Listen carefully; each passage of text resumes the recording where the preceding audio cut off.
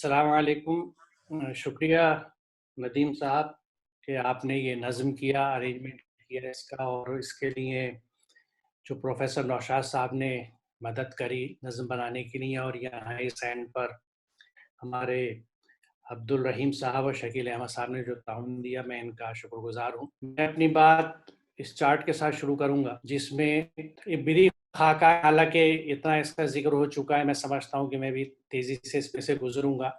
میں کچھ بنیادی باتیں بتانا چاہوں گا یہاں اپنے سامعین کو جو یہاں تشریف رکھتے ہیں، کہ کرونا وائرس کا ہم ذکر کرتے ہیں، نام لیتے ہیں، تو یہ وائرس ہے کیا چیز، اسے ہم سمجھ لیں۔ وائرس ایک اللہ تعالیٰ کی ایک ایسی تخلیق ہے جو جاندار اور بے جان کے بیچ میں رکھی جاتی ہے، یعنی یہ ایک ایسی عجیب چیز تخلیق اللہ تعالیٰ کی، جب یہ جاندار جسم کے اندر جاتا ہے تو زندہ ہو جاتا ہے، تقسیم ہونے لگتا ہے، اور جب باہر رہتا ہے کسی بھی جاندار جسم کے تو یہ بالکل بے جان کی طرح ہوتا ہے۔ یہ وائرس جو ہے، یہ اس کی شکل ہے جو ایگزیکٹ تصویر نہیں ہے، بلکہ اس طرح کا اسکیچ ہے۔ اس کے چاروں طرف یہ گول گھنڈیاں سی ہوتی ہیں جو اس کو ایک تاج کا سا تصور دیتی ہیں، ایک حالہ ایک تاج بنا ہوا ہوتا ہے، اس لیے نام کورونا دیا گیا، جو لیٹن زبان کا لفظ ہے۔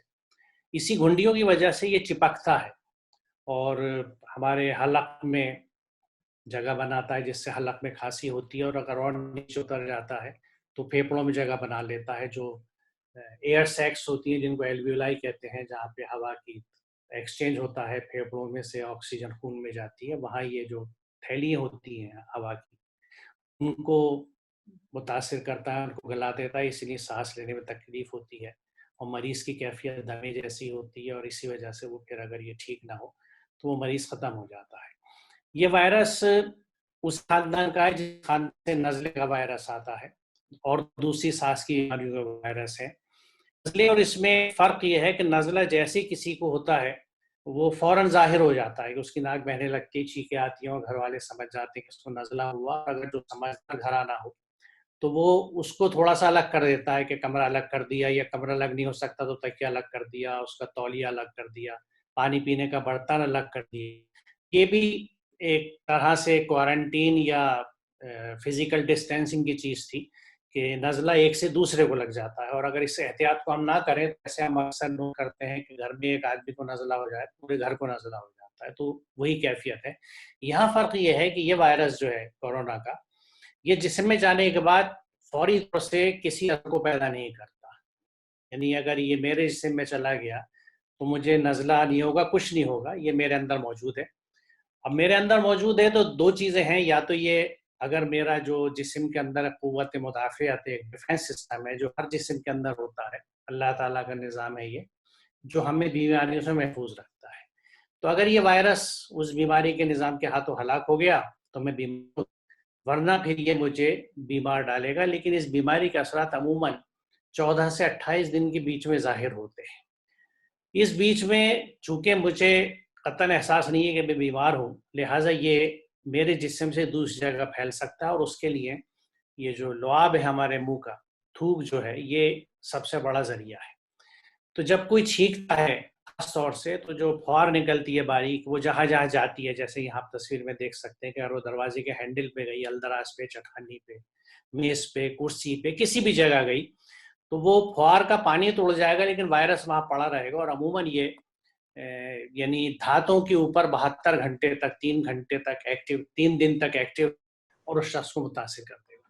اسی لیے یہ احتیاط یہاں پہ بتائی جاتی ہے کہ آپ منہ پہ ہمیشہ کوئی ماسک لگا کے رکھیں، کپڑا باندھ کے رکھے، گمچھا باندھے، رومال باندھے، تاکہ مقصد یہ ہے، مقصد صرف چھینک کو روکنا نہیں ہے۔ دیکھیے ہمیں احساس نہیں ہوتا جب ہم بات کرتے ہیں تو جو آواز ہے ہماری، یہ ہوا کی وجہ سے باہر نکلتی ہے، ہوا کے، ہم یہ کہہ سکتے ہیں کہ ہوا کی لہروں کے ساتھ یہ آواز پہنچتی ہے۔ تو ان ہوا کی لہروں کے ساتھ جب ہوا منہ میں سے نکلتی ہے تو بہت خفیف قسم کے، بہت باریک قسم کے باریک پھوار بھی نکلتی ہے، جو نینو اسکیل کی ہوتی ہے، یعنی نینو ڈراپلیٹس کہا جاتا ہے، میٹر کے اربویں حصے سے چھوٹے، وہ نظر نہیں آتے، لیکن نینو فوٹوگرافی، اگر مائکرو فوٹوگرافی کی جائے تو اس سے یہ دکھتا ہے کہ دو لوگ جو بات کر رہے ہیں تو ان کے منہ کے آس پاس ایک پھوار موجود ہے، ایک ہلکا سا غبار سا، اور وہ پھیلتا ہے ہلکے ہلکے، اور ہوا میں معلق رہتا ہے، سسپینڈڈ رہتا ہے۔ تو اس سے بھی پہنچتے ہیں باریک قسم کے قطرے جس میں وائرس جا سکتا ہے، تو لہٰذا ناک کو منہ کو ڈھکنا ضروری ہے. گھر میں بھی آپ کسی سے، اکثر ہم بچے چھٹی ہیں بچوں کو گود میں لے کے بیٹھ گیا، سپوز کیجیے ہم باہر گئے تھے مارکیٹ میں سامان لینے، کہیں سے وائرس ہمارے ساتھ آ گیا، اب بچے کو ہم گود میں لیے بیٹھے ہیں، اسے پیار کر رہے ہیں، اس سے بات کر رہے ہیں، تو اس تک وائرس یہ ڈیفینیٹلی پکا پہنچے. تو گھر کے اندر بھی باہر بھی سب سے بڑی احتیاط یہ ہے کہ ناک اور منہ ہمارا بند رہے. اور جیسا بتایا گیا کہ باہر سے آنے کے بعد ہاتھ خاص طور سے دھوئیں، صابن سے دھوئیں، 20 سیکنڈ منیمم دھوئیں. اور اس کا سب سے اچھی ترکیب یہ ہے کہ ہلکے ہلکے آپ گنتی گنیے، 1 2 3 4، تو یہ 1 سیکنڈ کا وقفہ ہوتا ہے، 20 تک گنتی گن لیں اسی طرح ہلکے ہلکے. اس کے بعد صابن سے ہاتھ دھو چکے. اکثر سینیٹائزر کا بھی استعمال کیا جاتا ہے. اس میں خیال یہ بھی رکھیے گا کہ یہ معاملہ صرف وائرس کا، کورونا کا ہی نہیں ہے. اس موسم میں بہت سی بیماریاں فنگس کی بھی پھیلتی ہیں، بیکٹیریا کی بھی پھیلتی ہیں، اور وہ خشک کھال کے اوپر بہت آتی ہیں. تو جب صابن کا استعمال آپ زیادہ کریں گے، سینیٹائزر کا استعمال زیادہ کریں گے، تو آپ کے ہاتھوں پہ، جسم پہ خشکی زیادہ آئے گی. تو اس کو کاؤنٹر کرنے کے لیے، اس کو دور کرنے کے لیے آپ کو کسی اچھے قسم کا تیل یا چکنائی کا کوئی کریم یا ویسلین اور سب سے اچھے ہیں. باقی سب چیزیں جو ہیں وہ فیشن کی ہیں، پیسے خراب کرتی ہیں اور نقصان پہنچاتی ہیں، ان میں کیمیکلز بہت ہوتے ہیں. تو کوئی بھی اچھا تیل جسے آپ استعمال کرتے ہو، چاہے وہ کڑوا تیل ہو، ساؤتھ میں رہتے ہیں تو ناریل کا تیل ہو، یا کوئی بھی تیل ہو آپ کے پاس ہلکے قسم کا، یا صرف ویسلین سادہ، وہ ہاتھوں پہ اور منہ پہ، جسم پہ لگا کے رکھیں، تاکہ صابن کے زیادہ استعمال سے خشکی نہ ہو اور اس سے کوئی فنگس کے، پھپھوند کے انفیکشن نہ پیدا ہو جائے. تو اس میں یہ احتیاط رکھی جاتی ہے. یہ وائرس جب، یہ ایک سیل ہے، تصویر صرف یہ خیالی ہے، اسکیچ ہے، تو یہ وائرس سے سیل کے اندر داخل ہونے کے بعد اس سیل کے جینی مادے کو استعمال کر کے اپنے جیسے وائرس بناتا ہے، جیسے آپ یہاں دیکھ رہے ہیں. اور یہ بہت سارے وائرس جب بھر جاتے ہیں، اس سیل کو پھاڑ دیتے ہیں، باہر نکلتے ہیں، دوسرے سیل کو متاثر کرتے ہیں، اس طرح انفیکشن پھیلتا ہے. اردو میں ایک رسالہ سائنس کے نام سے اللہ تعالیٰ میرے ہاتھوں نکلوا رہا ہے گزشتہ 26 سال سے. ہمارا اپریل کا جو شمارہ تھا وہ کورونا وائرس کے اوپر تھا، اور چونکہ اس وقت سب گھروں پر ہیں اور رسالہ چھپ بھی نہیں سکتا تھا، ورنہ یہ ہر مہینے چھپ کے پابندی سے آتا ہے، تو ہم نے اس دفعہ یہ سوچا کیوں نہ اس کو ہم ویب سائٹ پہ اپلوڈ کر لیں. تو یہ ایک اکیڈمیا سائٹ ہے، academia.edu. تو اس پہ آپ میرا نام ٹائپ کریں گے، ڈاکٹر محمد اسلم پرویز، تو وہاں پہ آپ کو یہ اپریل کا شمارہ بھی مل جائے گا، اور یہ جو تازہ مئی کا شمارہ اس ماہ کا آیا ہے یہ بھی اس پہ موجود ہے. اور اس کے لیے آپ کو خریدار ہونا ضروری نہیں ہے، جو چاہے اس کو پڑھ سکتا ہے، PDF ڈاؤن لوڈ کر سکتا ہے اور آپس میں تقسیم کر سکتا ہے، لوگوں تک پہنچا سکتا ہے. تو اس رسالے سے آپ کو اس کے بارے میں مرض کے مزید تفصیل کا پتہ لگے گا. اب میں دوسری طرف آتا ہوں کہ دیکھیے ایک احتیاط تو یہ ہو گئی کہ ہم نے وائرس کو اپنے اندر نہیں آنے دیا، بچنے کی کوشش کری. لیکن یہ حقیقت ہے کہ ہماری آبادی کا 70 سے 80% حصہ مزید 2 مہینے کے اندر اندر اس وائرس کا شکار ہوگا، ہر ایک اندر پہنچے گا. لیکن جیسا میں نے ابھی عرض کیا آپ سے کہ جس کے جسم میں پہنچتا ہے ہر ایک کوئی بیمار نہیں ڈالتا. اور یہ وائرس کیا، بہت بیماری ہے اس وقت ہندوستان میں، اس سے زیادہ خطرناک بیماری TB کی ہے جس کا ذکر نہیں ہوتا. اور TB کی نوعیت یہ ہے کہ ہر 4 منٹ میں ہندوستان میں آج بھی ایک ہلاک ہوتا ہے، ہر 4 منٹ میں ایک آدمی TB سے ہلاک ہوتا ہے. TB بیکٹیریا کا مرض ہے، یہ بیماری ہے، اور ہوا سے پھیلتی ہے. اور ہوا میں تو یہ ہر وقت موجود ہے، لیکن ہر آدمی TB کا شکار نہیں ہوتا. کیوں؟ کیونکہ یہ جو قوت مدافعت ہے، باڈی کا ڈیفینس سسٹم ہے، جس کو امیون سسٹم کہا جاتا ہے، اس کے اوپر منحصر ہے کہ یہ وائرس بھی، کورونا جب اندر جاتا ہے تو اگر یہ امیون سسٹم ہمارا مضبوط ہے تو یہ ہمارے سیلوں سے اس وائرس کو جڑنے نہیں دیتا. اور اگر وائرس جڑ جاتا ہے تو اس کا مطلب ہے کہ ہمارا نظام کمزور ہے اور ہم بیمار ہونے لگتے ہیں اور بیماری کا شکار ہو جاتے ہیں. اسی بیماری کا نہیں، ہر بیماری. تو اس کے لیے بڑا ضروری ہے کہ ہماری باڈی کا جو امیون سسٹم ہے وہ مضبوط ہو. اب اس میں کچھ باتیں آپ سے بتانا چاہوں گا کہ امیون سسٹم جو ہے، اللہ تعالیٰ نے تو امیون سسٹم بہترین بنا کے بھیجا ہے. امیون سسٹم ہی نہیں، ہمارا ہر نظم، ہمارا ہر نظام، ہمارا سسٹم اللہ تعالیٰ نے بہترین بنایا ہے. اور اس کا ثبوت وہ ہے کہ سورہ 3 میں آپ دیکھتے ہیں کہ لقد خلقنا الانسان فی احسن تقویم، کہ بے شک ہم نے انسان کو بہترین ساخت پہ بنایا، بہترین اسٹرکچر پہ بنایا. تو جب اللہ تعالیٰ یہ کہہ رہا ہے اس کو بہترین بنایا، تو پھر اس میں کوئی خرابی اور کھوٹ ہوگی نہیں. اگر وہ دکھ رہی ہے تو اس کا وجہ یہ ہے کہ اس کے ذمہ دار ہم ہی ہیں. ہم ہی نے اپنے ہاتھوں سے، اپنے کرتوتوں سے، اپنی غلط عادتوں سے، غلط حرکتوں سے اپنے آپ کو کمزور کیا ہے. ان میں سے کچھ چیزیں میں آپ کے ساتھ شیئر کرنا چاہوں گا جتنا وقت ہے, کیونکہ وقت کم ہے, 4:30 بجے میٹنگ ختم ہونی ہے, اور انفیکٹ 4:30 بجے میری بھی ایک دوسری میٹنگ ہے, ورنہ میں شاید آپ لوگوں سے درخواست کر لیتا کہ وقت آگے کھینچ لیں. تو اس میں ایک بڑی اہم وجہ جو ہمارے یہاں بڑی عام ہے وہ یہ ہے کہ دیکھیے, اگر آپ ایک طرح اس مثال کو ایسے سمجھیے کہ ایک بچہ ہے جو جب چلنا سیکھتا ہے تو وہ گرنے لگتا ہے. ماں باپ یہ سوچیں کہ بچہ گر رہا ہے, چوٹ لگ رہی ہے, اس کو چلنے نہ دیں اور پالنے میں لیٹا رہنے, تو اس کی جو چلنے کا سسٹم ہے, اس کے جو ہڈی ہے, اسکیلیٹن ہے, کبھی مضبوط نہیں ہوگا. ہمارے جو نظام ہیں کسی بھی طرح کے ہوں, ان کو اگر ہم پوری طرح کام نہیں کرنے دیتے, ان پہ بوجھ نہیں ڈالتے, تو وہ مضبوط نہیں ہوتے. جو لوگ مشقت کے کام نہیں کرتے ان کا جسم مضبوط نہیں ہوتا, ان کے مسلز مضبوط نہیں ہوتے, ہاتھ بھی ان کے نرم ہوں گے, ان کا جسم بھی نرم ہوگا, مسکولر باڈی نہیں ہوگی, کیونکہ وہ کام کاج نہیں کرتے, محنت نہیں کرتے. تو ہم لوگ بیمار ہوتے ہی بدقسمتی سے ہم لوگ کیا, ہمارے ڈاکٹرز جو ہیں وہ فوراً اینٹی بایوٹک دینا شروع کر دیتے ہیں. اچھا, اس میں ڈاکٹر بھی بیچارہ مجبور یہ ہے کیونکہ اس کو, مریض کو یہ چاہیے کہ ڈاکٹر صاحب جلدی ٹھیک کر دیجئے مجھے, اس کو پریکٹس چلانی ہے. اگر اس کی دوا سے مریض ٹھیک نہیں ہوا تو ڈاکٹر بدنام ہو جاتا ہے علاقے میں کہ صاحب اس کی دوا سے فائدہ نہیں ہوتا, لہٰذا وہ جہاں ضرورت نہیں ہوتی وہاں اینٹی بایوٹک دے دیتے ہیں, جہاں کم کی ضرورت ہوتی ہے تیز دے دیتے ہیں. یہ اینٹی بایوٹکس ہمارے حفاظتی نظام کو جسم کے کمزور کرتی ہیں, کیونکہ یہ حفاظتی نظام کو موقع ہی نہیں دیتے کہ وہ جراثیم سے لڑیں. اچھا, ہم بھی گھبراتے اتنا ہے کہ ذرا سا بیمار ہوئے, پتہ نہیں موت سے ڈرتے ہیں یا کیا وجہ ہے, بیمار ہوتے ڈاکٹر کے پاس جاتے ہیں, چاہتے ہیں جلدی سے ٹھیک ہو جائے. ڈاکٹر کو اپنی ڈاکٹری چلانی ہے, نتیجہ یہ کہ ہم اینٹی بایوٹکس کھاتے چلے جاتے ہیں. آپ دیکھیے, کسی کو نزلہ ہوتا ہے اینٹی بایوٹکس کھاتا ہے, جبکہ نزلہ وائرس سے ہے. اینٹی بایوٹکس وائرس کا علاج نہیں ہے, وائرس کا کوئی علاج نہیں ہے.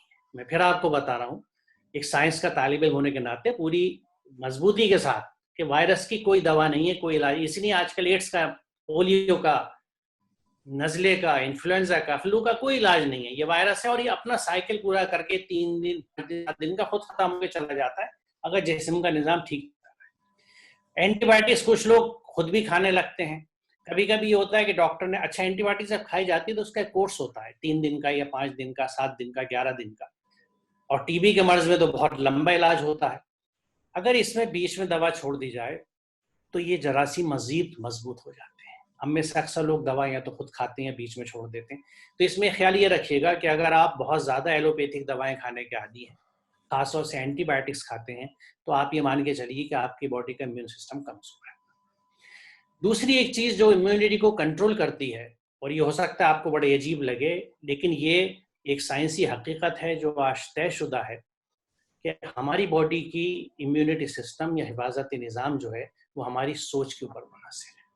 ہماری سوچ کیسی ہے, کیونکہ ہماری سوچ, ہمارا دماغ جو ہے پورے جسم کو کنٹرول کرتا ہے, اور سوچ کے اثرات ہمارے جسم کے اوپر ظاہر ہوتے ہیں.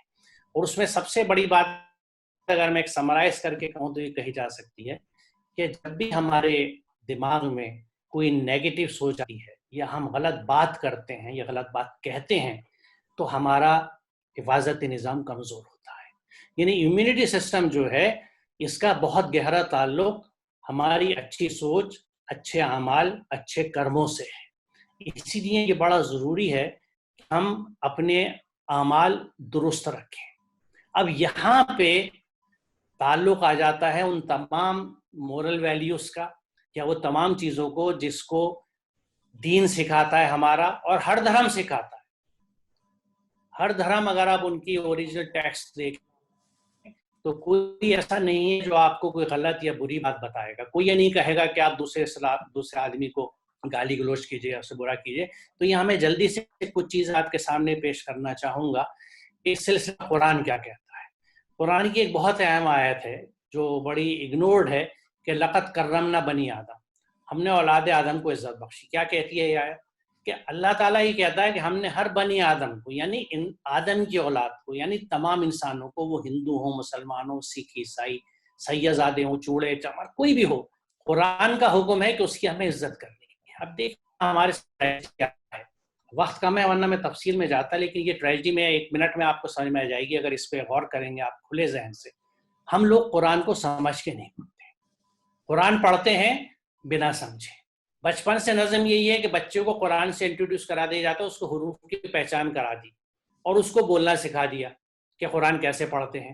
اور احتیاط کر تو اس سے نتیجہ کیا ہوا کہ جو قرآن کے احکامات ہم کو سینہ بسینہ یا والدین کے ذریعے یا ہمارے علماء کے ذریعے ہم تک دیے گئے، انہیں کو ہم نے فرض مانا. مثال کے طور پہ ابھی پورا ڈسکشن رمضان کے روزوں پہ ہوا، نماز پہ ہوا، جماعت کی نماز سے ہوا، مسجد کی نماز سے ہوا.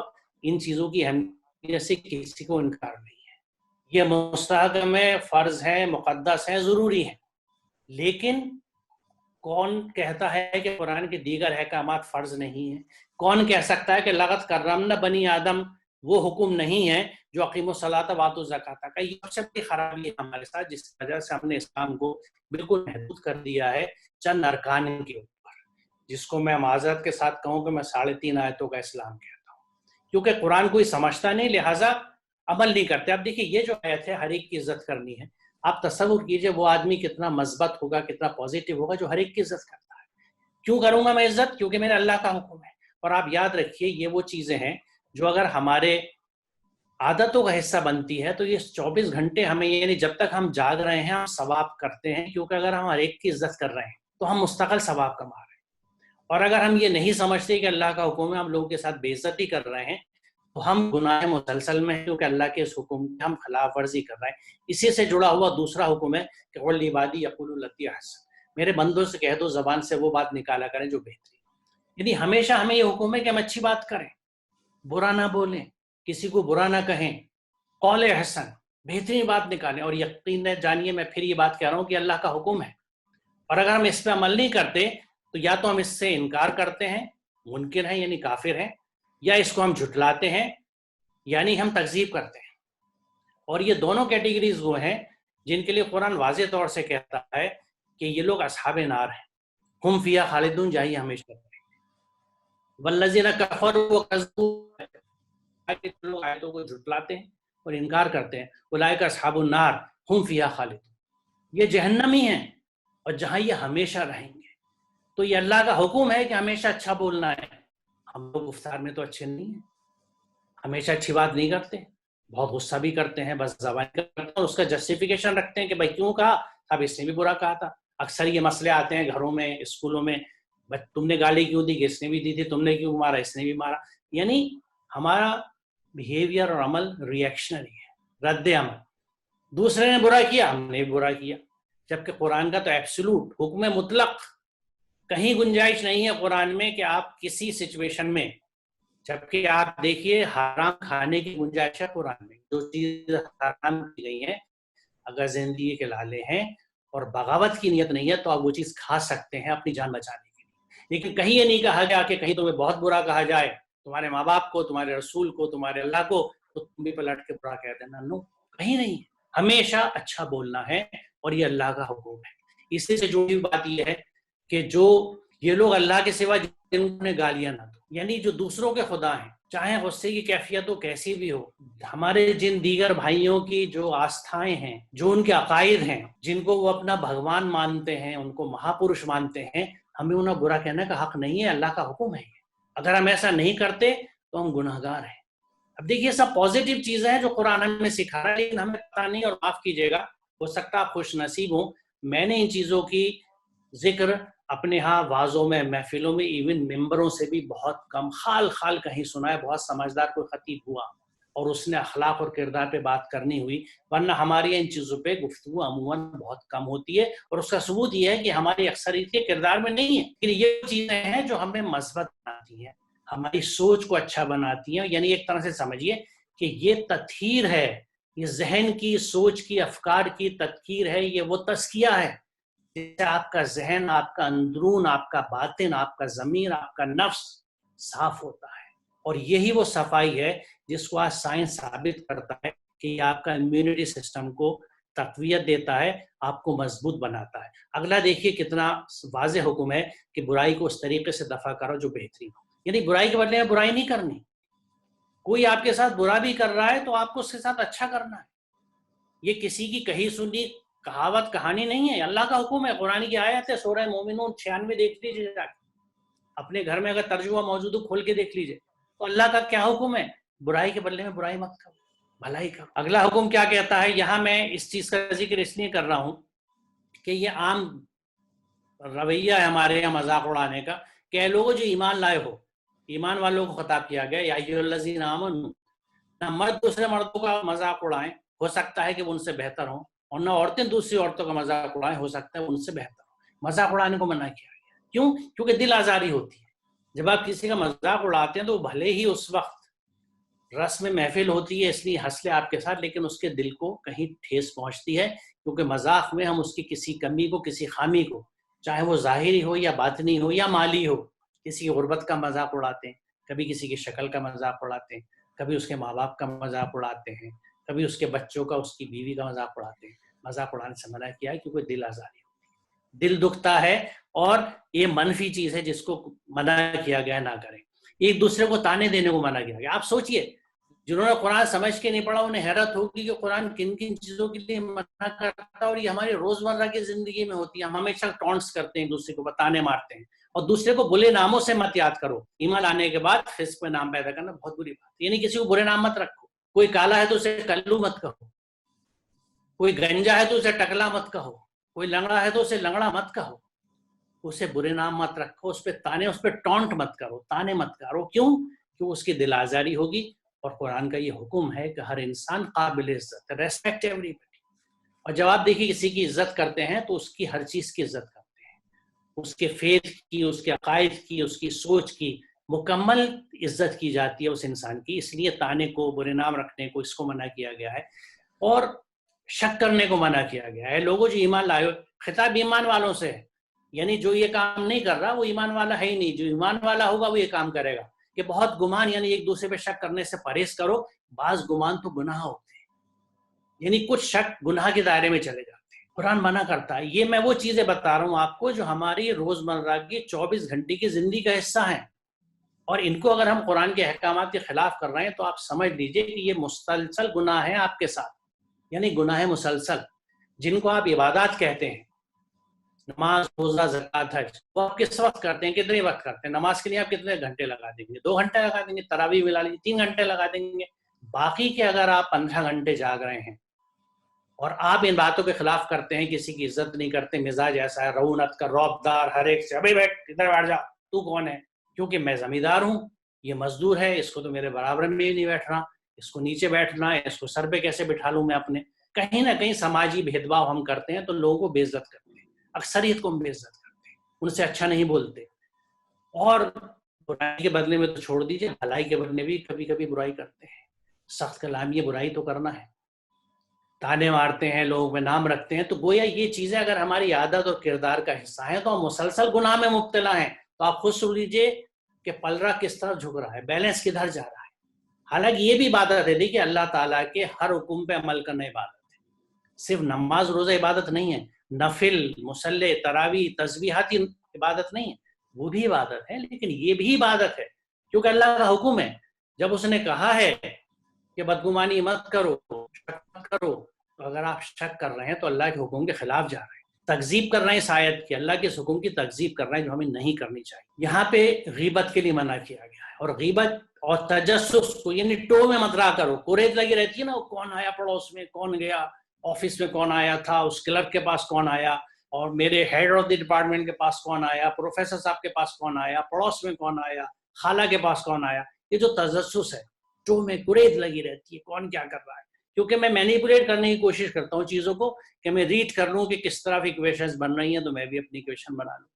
اور غیبت کو منع کیا گیا، پیٹھ پیچھے برائی مت کرو۔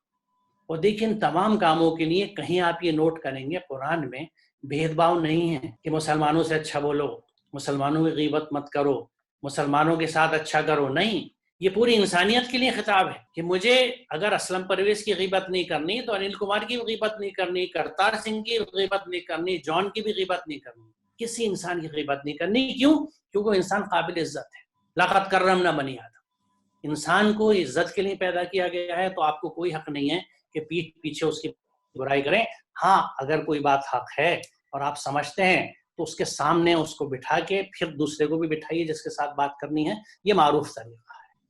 یہ پیٹھ پیچھے آپ کسی کی برائی کر رہے ہیں، اور اس کے لیے کتنی کراہیت والی بات قرآن لکھتا ہے کہ یہ بالکل ایسا ہی جیسے تم مردہ بھائی کا گوشت کھاؤ، اتنی سخت بات ہے اس سے آپ اندازہ لگائیے کہ اللہ تعالیٰ کو کتنی ناپسند ہے ہمارے عام بات ہے ایک دوسرے، بلکہ آج کل ہوتا ہی ہے فون کریں کسی سے ایک دوسرے کی برائیاں ملیں گے تو ایک دوسرے کی برائیاں، کیونکہ ہم لوگ شکایت والی قوم ہیں، ہمیں رشتہ داروں سے شکایت ہے، ہمیں دوستوں سے شکایت ہے، ہمیں ملک سے شکایت ہے، ہمیں ہر ایک سے شکایت ہے. صرف مجھے اپنے آپ سے شکایت نہیں ہے، کیونکہ میں اپنے آپ کو افضل ترین سب سے بہترین سمجھتا ہوں، مجھ سے اچھا کوئی پیدا ہی نہیں ہوا روئے زمین پر، باقی سب کچھ غلط ہے. تو یہ وہ سوچ کے فساد ہیں جو اس دماغ کو خراب کرتے ہیں اور یہی کمزوریاں پیدا کرتے ہیں جس سے ہم بیمار زیادہ ہوتے ہیں. یہ امیونٹی کو کمزور کرنے والی چیزیں ہیں ہماری. یہ سورہ نحل کی آیت نمبر 90 میں نے اس لیے لی ہے کہ یہ اکثر جمعے کے خطبوں میں پڑھی جاتی ہے، اور اس میں دیکھیے پہلا حکم کیا ہے؟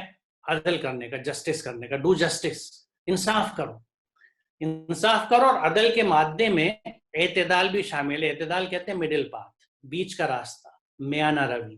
ایکسٹریمز کو اوائڈ کرنا ہے، درمیانی راستہ اختیار، یعنی تعلقات میں نہ بے حد محبت کرو نہ ایک دم نفرت کرو، درمیانی راستہ رکھو، گنجائشیں کھلی رکھو اور جسٹس کرو، عدل کرو. دیکھیے عدل سب سے پہلے گھر میں رشتوں سے شروع ہوتا ہے.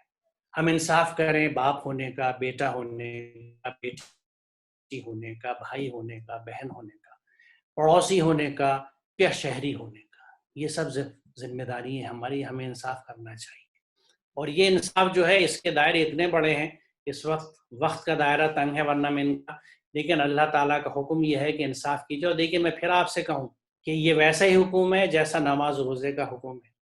اور یہ آپ سوچ لیجئے گا کہ یہ ہمارے ہاں ایک بہت بڑی خرابی، مجھے یہ کینسر کہنے دیجئے، ہمارے سماج میں کیسے آ گیا کہ اللہ کے چند احکامات کو ہم نے فرض بنا لیا، ان کے لیے پورا اہتمام کیا، لیکن باقی احکامات، انصاف کی بات ہے، احسان کا کرو، ایذا ذی القربیٰ، پاس والوں کو دو، اس کا کوئی ذکر فکر نہیں ہوتا ہمارے یہاں. احسان کی روش نہیں رکھتے.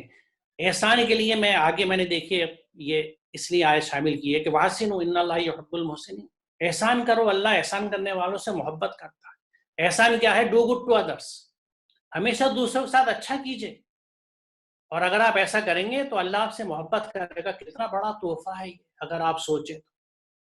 قرآن کو کھولیں، اسے سمجھیں، اسے پڑھیں، مطلب ترجمے کے ساتھ، تو یہ احساس ہوتا ہے اتنا اچھا نسخہ ہے کہ اگر ہمارے کے ساتھ اچھے رہیں، احسان کا رویہ رکھیں، بولنے میں بھی اور عمل میں بھی، معاملے داری میں بھی، ہر طرح سے، تو اللہ ہم سے محبت کرنے لگے گا. اس سے بڑا تحفہ کیا ہو سکتا ہے کہ اللہ ہم سے محبت کرنے لگے. تو یہ واضحوں والی بہت اہم بات ہے. اس سے آگے دیکھیے اللہ تعالیٰ کیا فرماتا ہے کہ اللہ کی رحمت محسنین سے قریب ہے. جو لوگ احسان کرتے ہیں اللہ کی رحمت ان کے ساتھ رہے گی، اللہ ان سے محبت کرے گا. یہ احسان کا درجہ ہے، یہ ایک بہت بڑی عبادت ہے. اور دیکھیں ان تمام عبادتوں کا فتویٰ آپ کو قرآن سے لگتا ہے. اور اس آیت کو میں اس لیے بتانا چاہتا ہوں کہ یہ وہ آیت ہے جس نے مجھے سب سے پہلے یہ بتایا تھا کہ قرآن مجھ پہ فرض ہے. ہمیں بچپن سے جو فرائض سکھائے جاتے ہیں، توحید، نماز، روزہ، زکوٰۃ، حج، اس میں قرآن شامل نہیں ہے. قصص کی 85ویں آیت صاف کہتی ہے کہ ان الذی فرض علیک القرآن لا ردک الی معاد.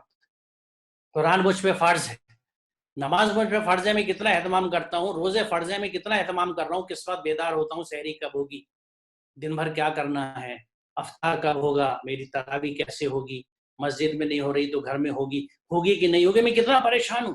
اور اسی کو تسلی کے لیے یہاں مفتی صاحب آئے، شکیل صاحب نے بھی اپنی سی کوشش کری آپ کو یہ بتانے کی. کیونکہ میرا روزہ فرض ہے اور تراویح سنت ہے، میں اسے کہیں مس آؤٹ نہ کر جاؤں. یہاں تو قرآن فرض ہے، اس کا کیا اہتمام ہے؟ کیا میں بچوں کو سمجھاتا ہوں قرآن؟ کیا میں نے سمجھا قرآن؟ کیا میں قرآن کے احکامات پہ عمل کرتا ہوں یا چند چنے ہوئے احکامات پہ عمل کرتا ہوں؟ اور جو چنے ہوئے احکامات پہ عمل کرتے ہیں، قرآن اس کے لیے خود یہ کہتا ہے کہ تم کتاب کے ایک حصے پہ عمل کرتے ہو اور دوسرے پہ نہیں کرتے. تو ایسے لوگوں کی اس کے سوا سزا کیا ہوگی کہ دنیا میں یہ ذلیل و خوار ہو کے رہیں اور آخرت میں شدید ترین عذاب کی طرف لوٹا دیے جائیں. یہ میں آیت کا ترجمہ آپ کو بتا رہا ہوں. یہ کیا ہم پہ لاگو نہیں ہوتی؟ ہم نے قرآن کے چند احکامات اپنا لیے ہیں، ان کو فرض کہہ کے اپنے اوپر طاری کر رکھا ہے، باقی احکامات ہمیں نہیں پتا. اور بات صرف فرض کی نہیں ہے، قرآن واضح طور سے دیکھیے اس آیت میں کہتا ہے کہ اتبعوا ما انزل الیکم من ربکم ولا تتبعوا من دونہ اولیاء قلیلا ما تذکرون.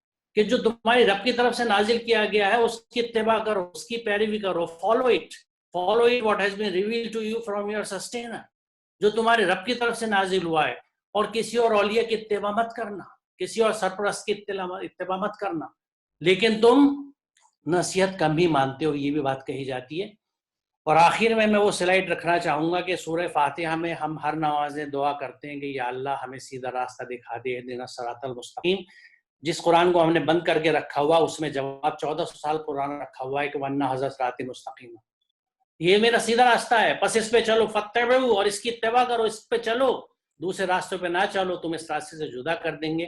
اس نے اس کا حکم دیا تاکہ تم تقوی اختیار کرو۔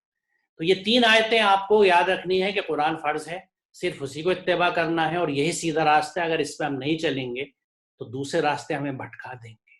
اب آپ خود سوچ لیجئے اور اپنے لیے فیصلہ کر لیجئے کہ کیا قرآن آپ نے سمجھ کے پڑھا ہے، کیا آپ کو معلوم ہے قرآن میں کیا ہے، اور یہ چیزیں جو قرآن کے احکامات ہیں آپ کو مثبت سوچ دیتی ہیں، وہ سوچ دیتی ہیں۔ دیکھیے رسول کریم صلی اللہ علیہ وسلم عملاً قرآن کا نمونہ تھے، اس لیے وہ ایک ایسی ہستی تھی جو واحد پیدا ہوئی، ہر کوئی اس بات کو مانتا ہے۔ کیوں؟ کیونکہ قرآن پہ عمل کرتے تھے۔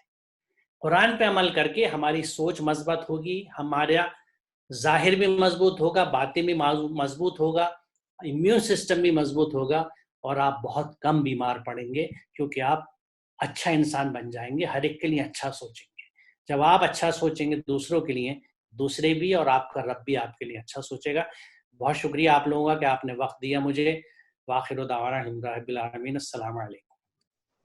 بہت بہت شکریہ اسلم پرویز صاحب۔ اور میں نے دیکھا کہ آپ نے تھوڑا سا مضمون بدلا، لیکن بدلنے کے بعد بھی اتنی شاندار آپ نے باتیں بتائیں اور ہم لوگوں کو سب چیزوں کو سننے اور سمجھنے کا موقع ملا۔ میں ندیم صاحب یہاں میں یہ عرض کر دوں، میں نے اس لیے بدلا کیونکہ میں یہ نوٹ کر رہا تھا پچھلے پروگراموں سے کہ جو میرا موضوع ہوتا تو اس کا ذکر نہیں ہوتا، تو مجھے لگا کہ کسی نے زبردستی تو نہیں تھوپ رہا ان باتوں کو، تو میں نے کہا پھر اسی کی بات کرو جس کا موضوع ہے، جس کا ہم ایڈورٹائزمنٹ دیتے ہیں، تو میں نے اس پہ فوکس رکھا۔ نہیں، بہت بہت شکریہ، ہر چیز بہت پتے پہ تھی۔ اور یہ ہے، اگر آپ کے پاس 5 منٹ کا ٹائم ہو تو ہم 2 سوال لے لیں اگر آپ کے لیے ہوں۔ جی جی بالکل بالکل بالکل۔ تو میں اب سے، کیونکہ اسلم پرویز صاحب کو جانا، اگر کسی کا کوئی سوال اس وقت اسلم پرویز صاحب کے لیے ہے تو وہ لے لے، اور بعد میں ہم دوسرے اسپیکرز کے لیے سوال لے سکتے ہیں۔ تو طریقہ یہ ہے، اگر آپ ہاتھ اٹھا دیں تو میں دیکھ لوں گا۔ فی الحال سیما پروین جی کا ہاتھ اٹھا ہوا ہے، اگر آپ اپنا سوال اسلم پرویز صاحب کے لیے ہے تو پوچھ سکتے ہیں۔ محمد غلام مشتبہ صاحب، آپ اپنا سوال۔ جی السلام علیکم۔ وعلیکم السلام۔ میں محمد غلام مشتبہ، مانو سٹی بھوپال، ایمڈ اسٹوڈنٹ۔ میرا سوال سر وی سی صاحب سے ہے کہ جس طرح سے دور حاضر میں اسلام کو ٹارگٹ کیا جا رہا ہے، اس وقت میں ایز اے مسلم ہمارا رسپانسبلٹی کس طرح طے کی جا سکتی ہے اور کیا ہوتی ہے؟ کیا، اور دوسرا یہ ہے کہ ہم استعمال کرتے ہر جگہوں پہ سوشل ڈسٹینسنگ، لیکن کہیں کہیں پر ہمیں فزیکل ڈسٹینسنگ میں سننے کو ملتا ہے۔ مجھے لگتا ہے کہ سوشل ڈسٹینسنگ جو ایک طرح کا نگیٹیوٹی اس کے اندر جھلکتی ہے اور تعصب پیدا ہوتا ہے، تو آپ دونوں میں واضح کر دیں تو بہت اچھا ہوگا۔ شکریہ۔ بہت شکریہ محترم۔ پہلے تو میں یہ عرض کر دوں کہ میں سابق وائس چانسلر ہوں اور وائس چانسلر نہیں ہوں۔ اب میری صرف پہچان اسلم پرویز ہے، خادم آپ کا، صرف مجھے اسلم پرویز کی توعیت سے یاد رکھیں آپ لوگ، اور ہمیشہ جب چاہیں مجھ سے رابطہ کریں۔ دیکھیے اسلام کے اوپر جو کچھ ہو رہا ہے، میں نے ابھی جو احکامات، کیونکہ دیکھیے کبھی کچھ بھی ہو، ہم خود یہ کہتے ہیں کہ قرآن ہر دور کے لیے ہمیشہ کے لیے ہے، اٹل ہے، تبدیل نہیں ہو سکتا۔ قرآن کا حکم ہے برائی کے بدلے میں بہترین بھلائی۔ دیکھیے میں یقیناً آپ کی عمر مجھ سے بہت کم ہوگی، میں نے جس شہر میں یعنی دہلی میں جہاں بھی موجود ہوں اتنی عمر گزار دی، باہوش حواس میں نے کہہ سکتا ہوں میں نے کہ 55-60 سال اپنے سامنے دیکھا ہے شہر کو۔ ہم لوگوں نے جانے انجانے میں اپنے آپ کو اپنے برادران وطن سے یعنی غیر مسلموں سے دور کیا ہے، ہمارے یہاں دوریاں بڑھی ہیں اور بڑھائی گئی ہیں، یہ سب اسی کے نتیجے ہیں۔ ہمیں انہیں دور کرنا ہے، ہمیں اچھے رویے رکھنے ہیں، محبتوں کے رویے، اخلاق کے رویے، اور دیکھیے دل جیتنے والی چیز جو ہوتی ہے وہ خدمت ہوتی ہے، سروال خدمت کیجئے۔ تو ہمیں برائی کا جواب برائی سے، بلکہ میں آپ سے گزارش کروں گا، اچھا وہ آپ نے سوال پوچھیے، اور آپ کے ذریعے تمام ان ساتھیوں کو اور ان سے گزارش کروں گا کہ آپ اپنے ساتھیوں میں پہنچائیں کہ کبھی بھی کسی غلط میسج کو جو نفرت بھرا ہو، بھلے ہی اس میں چاہیے دکھا گیا ہو کہ صاحب قرآن کریم شہید کر دیا گیا، فلاں جگہ قتل کر دیا گیا، مسلمان کو مار پیٹ کے لنچنگ کی جا رہی ہے، ایسے ویڈیوز کو، ایسے کلپس کو کبھی آگے بڑھائیے، اس سے فساد پھیلتا ہے۔ اگر آپ مفسد بننا چاہتے ہیں، مفسد کی سزا پانا چاہتے ہیں تو ضرور فساد پھیلائیے، اس کو اپنے موبائل میں دفن کر دیجئے، ڈیلیٹ کر دیجئے، تو کبھی آگے مت بڑھائیے۔ دوسرے کسی فورم پہ، چیٹ باکس پہ، یوٹیوب پہ، فیس بک پہ غلط بحثوں میں مت الجھیے۔ کوئی اسلام کو برا کہہ رہا ہے تو اس پہ یہ سوچ لیجئے کہ اس نے برائی کس وجہ سے کہی ہے، اور اگر اس میں کچھ حقیقت ہے تو ہم اس کو درست کرنے کا کیا نظم بنا سکتے ہیں۔ اسے مت کرٹیسائز کیجئے، اسے برا مت کہیے۔ برائی کا جواب برائی سے دینے سے برائی بڑھتی ہے۔ قرآن کا حکم یہ ہے کہ برائی کا جواب بہترین بھلائی سے دو۔ تو سب سے اچھی بھلائی یہ ہے جس میں قرآن ہمیں بتاتا ہے کہ جب جاہل منہ کو آتے ہیں تو سلام کر کے آگے بڑھنا چاہیے، نہیں سلامتی کا میسج دیجئے اینڈ موو آن۔ تو ان چیزوں کو چھوڑ دیجئے اور کوشش یہ کیجئے کہ اسلام ہماری کردار میں، ہمارے عمل میں، ہماری زندگیوں میں آئے، تاکہ ہم ایک ایسی قوم بن کے ابھریں جس سے لوگوں کو فائدہ ہوتا ہو۔ ہمیں شکایتیں چھوڑ دینی چاہیے، ہمیں خدمت اٹھا لینی چاہیے۔ میرے نزدیک آج سے لے کے مستقبل تک کے لیے سوائے اس کے کوئی حل نہیں ہے۔ اگر ہم اس طرح اس ملک میں رہیں گے تو انشاءاللہ ہم پھر وہی محبتوں کے مقام اور عزت پالیں گے جو میں نے بچپن میں دہلی میں دیکھی ہے۔ بہت شکریہ۔